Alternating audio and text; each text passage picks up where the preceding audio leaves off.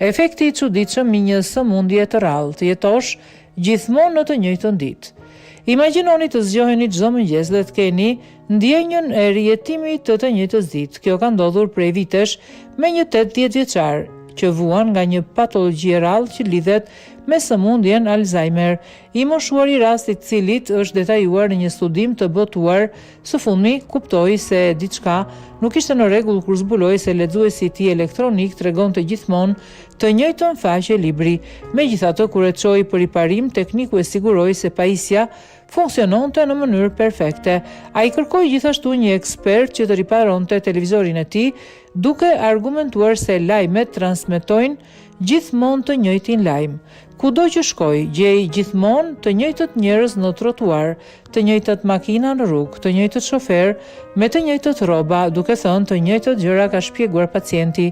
Pas analizimit të rastit, studiuesit arritën në përfundimin se do të ishte një rast i déjà vu në frëngjisht i jetuar, një sëmundje rrallë e përshkruar për herë të parë në vitin 1896 si një formë patologjike e déjà vu. Ndryshe nga déjà vuja më e njohur, e cila i jep përshtypjen se tashmë keni parë diçka që po ndodh, déjà vuja është ndjenja e vazhdueshme e rijetimit vazhdueshëm të çdo ngjarjeje në jetë. Shkaqet e sëmundjes nuk janë plotësisht të qarta, por sipas disave mund të gjurmohen në një mosfunksionim të hipokampusit, pjesë e trurit që ndihmon në shndrimin e kujtimeve afat shkurtra apo ato afat gjata. Neuropsikologjike e burit zbuloi humbje të kujtesës, sjellje impulsive dhe rënje konjektive. Skanimet e trurit zbuluan aktivitet jashtëzakonisht të ulët në lobet e majta, temporale dhe frontale, si dhe disa anomali në anën e djathtë. Kjo patologji ndonjëherë shihet në sëmundjet neurodegenerative si Alzheimer, në të cilat qelizat e sistemit nervor ndalojnë së punuari dhe përfundimisht vdesin. Testet e kryera nga autorët në fakt kanë nxjerrë në pa shenjat e Alzheimerit në trurin e pacientit.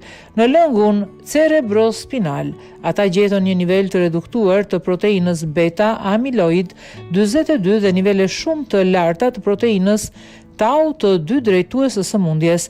Ky studim është i pari që dokumenton aktivitetin e trurit në skanime, analizon lëngun cerebrospinal të pacientit dhe përfshin disa teste neuropsikologjike. Megjithatë, buri u nështrua imunoterapisë, një trajtim që zakonisht përdoret për të shkatëruar qelizat maligne të një tumori.